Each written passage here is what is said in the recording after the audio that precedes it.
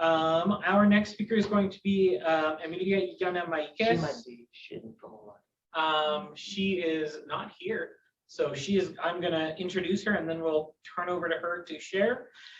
She is at the Department of Romance Studies at Cornell University. She did her PhD here in second language acquisition at the University of Iowa, so that is how we got to know Emilia. She worked with us in the Spanish department for a number of years, and her fields of specialization are second language teaching, curriculum design, second language writing, digital narratives, technology, and assessment. So we are going to turn over. Yes, can you hear me? Yep, we can. All right. Am I sharing screen right now?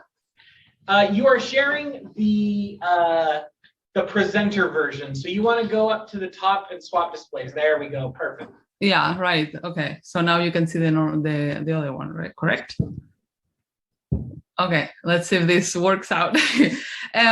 So yeah, this is the title of my presentation, Art and OER in the Language Classroom, a battleground from social justice. And I will try to make some connections within OER and social justice. So this is something that I do like, this concept of learning and what learning means. And I take this concept of the universal, or at least one of the universal laws of learning, according to Fernando de la Rosa in a TED Talk. And he says that when it comes to learning, people, organizations, and society, in order to survive, need to learn at least at the same speed at which the environment changes. And in order to progress, they need to learn faster. So when we question ourselves, do we learn slower? Do we learn at the same speed? Do we learn faster than the environment? Or even what are the three things that you learned in the last year, right? We see that this is a complex question to answer, and that it involves a reflection inward, a reflection upon our experiences and what we do in society, right? Many things are changing. There is no way we can keep up with all the changes that we have. But note that he emphasizes people, organizations, and society. And pretty much the point he's trying to say is that it's about sharing, right? That it's about sharing content. Already since our existence, our difference between, he explains that the difference between Neanderthals and the Homo sapiens was this precise aspect of sharing. So if we want to survive to a very rapid changing environment, sharing is the mechanism that allows us to progress. And coincident, maybe it's a coincidence, right? But many of you may have seen, the timeline, and precisely when there was more restriction on sharing and accessing materials to the public domain is when we had this initiative from the UNESCO for creating open educational resources and trying to share the knowledge and the changes that are happening in our society. So there is this mutual feedback. OER pretty much started as a means to promote social justice. As I mentioned, in times where it was becoming more restricted.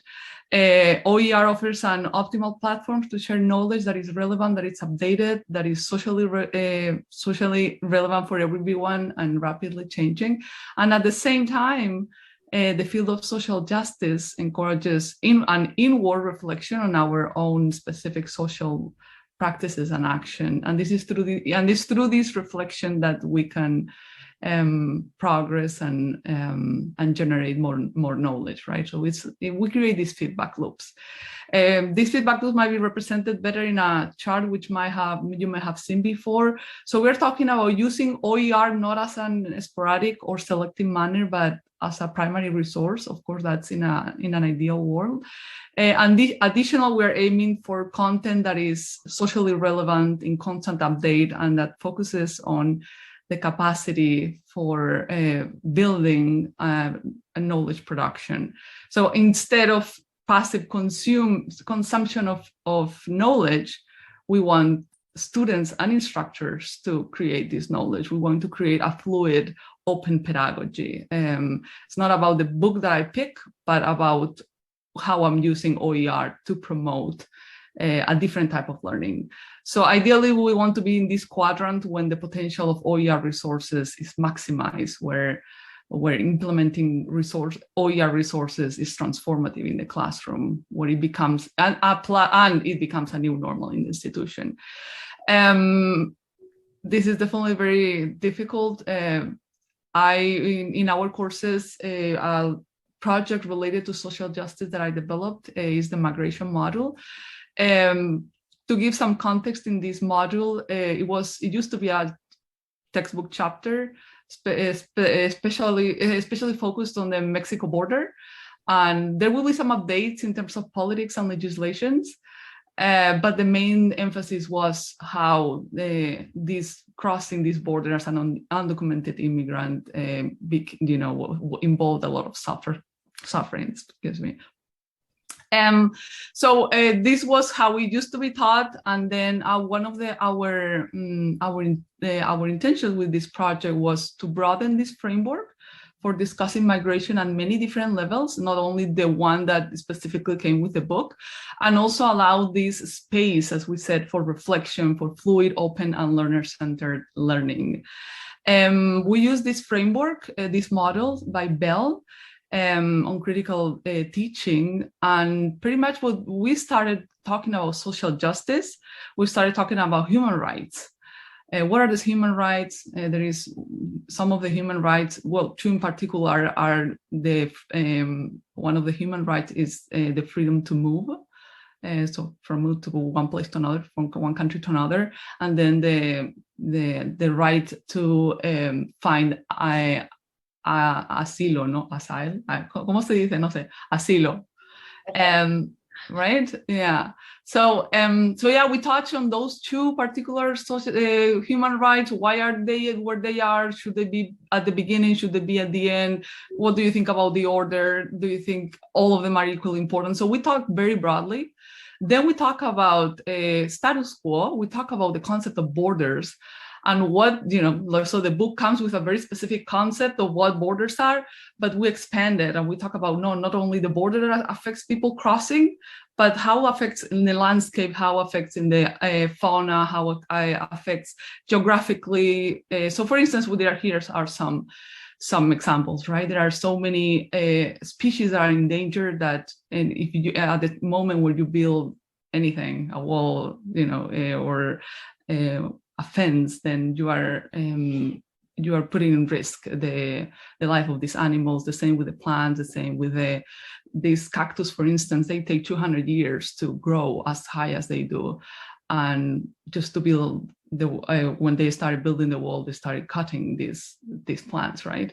And then we talk about borders at the emotional level as well, which is something that many of us experienced during COVID.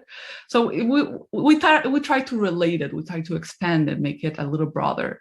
Then we talk about oppression stories, about very specific ones, and how they become to light through how they reivindicate through art, right? So we talk, for instance, about some carteles, some posters, right?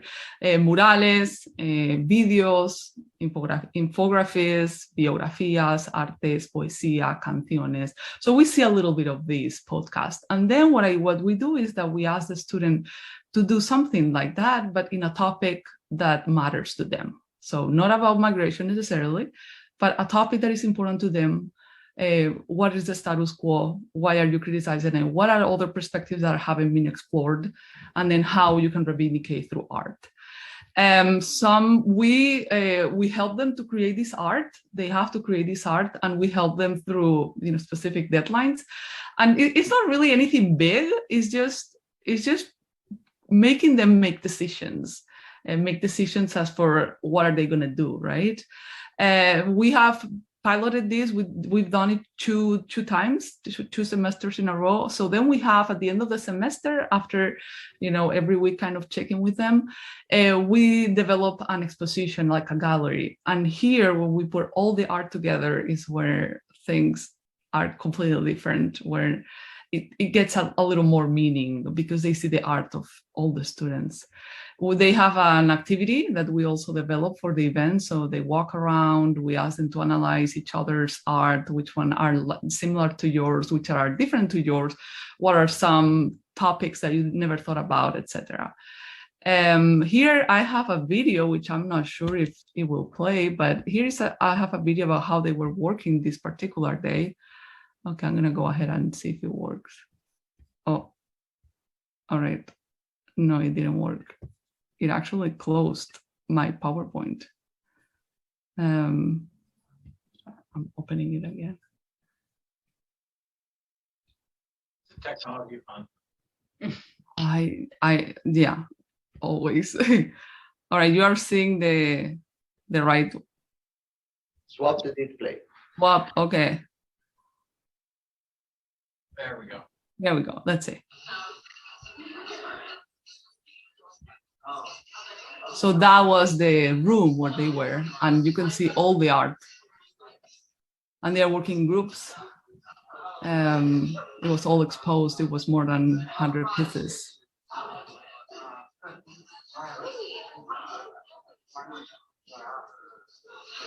There were all kind of art videos. There was no limit as for what they could create.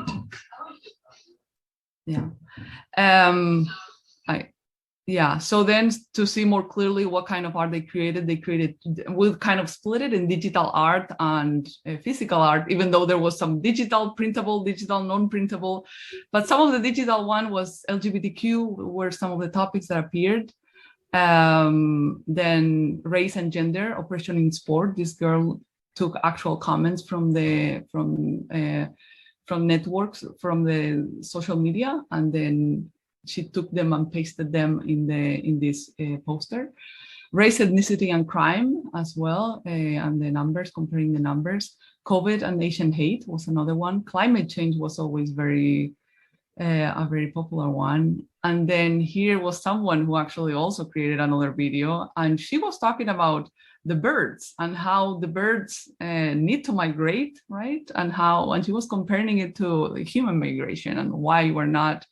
How are we impacting them and how we are similar or not to bird migration.